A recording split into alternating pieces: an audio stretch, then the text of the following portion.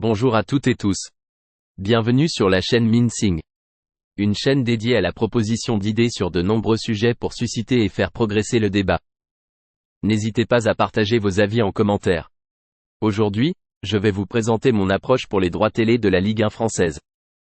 Nous commencerons par un court rappel sur l'objectif avant de poursuivre par le contexte, puis la solution et ses avantages et enfin finir par l'organisation de cette approche. Tout d'abord, l'objectif. Cette approche doit permettre de satisfaire tous les acteurs du football français, la Ligue de football, les clubs, les supporters et les diffuseurs. Actuellement, aucune chaîne n'est capable de rentabiliser l'investissement demandé par la Ligue de football. Par conséquent, aucune d'entre elles ne se propose d'acquérir les droits au prix actuel. Quand on regarde le paysage audiovisuel français au XXIe siècle, de nombreuses chaînes ont acquis les droits de la Ligue 1 mais sans jamais réellement rentabiliser l'investissement. Beaucoup d'autres s'intéressent au football mais sur des compétitions moins onéreuses. Dans un même temps, on remarque une hausse du piratage couplée à de faibles audiences, ce qui entraîne une stagnation du montant des droits.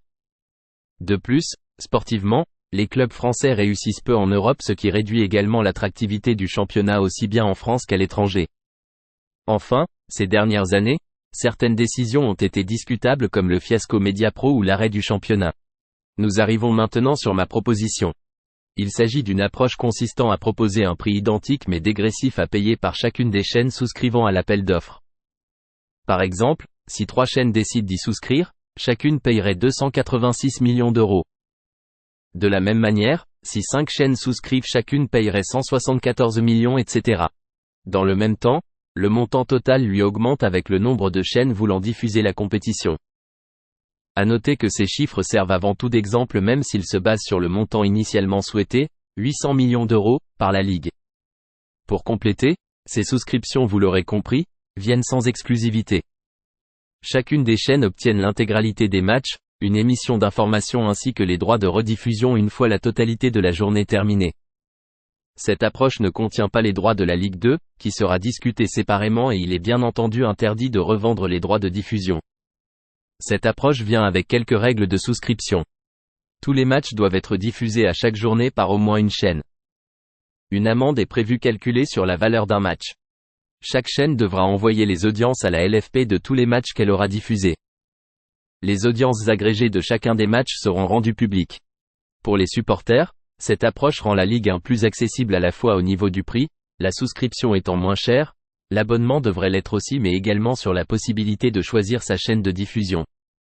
La multiplication des diffusions devrait permettre d'améliorer également la qualité de la diffusion pour se démarquer des autres chaînes. Côté club, plusieurs diffuseurs limitent le risque de non-paiement mais également élargir l'audience.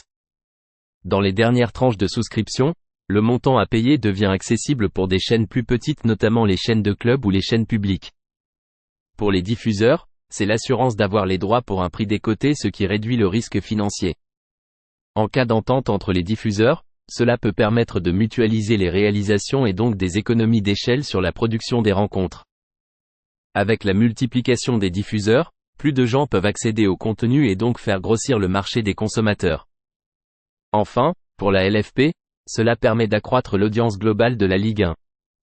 Avec les multiplications des diffuseurs, cela limite le risque de revivre un épisode Mediapro où l'argent des droits n'avait pas été payé. Avec des droits plus faibles, d'autres acteurs peuvent également être intéressés, on pense notamment aux chaînes comme TF1, M6 ou même la chaîne L'Équipe. Cela facilite aussi l'augmentation des droits car celle-ci serait lissée entre toutes les chaînes. Cette augmentation peut aussi passer par l'ajout d'un nouveau diffuseur qui ferait grimper le montant total. Concernant le process de souscription, il est finalement assez simple et se compose de 3 options. Souhait de souscrire. Nombre minimum de diffuseurs pour souscrire. Nombre maximum de diffuseurs. Critère qui est optionnel. Enfin, il est important de finir le processus avant la reprise le 6 août. Voilà. Merci d'avoir regardé cette vidéo. Si vous pensez que cette approche peut fonctionner, likez et partagez-la. Merci à tous.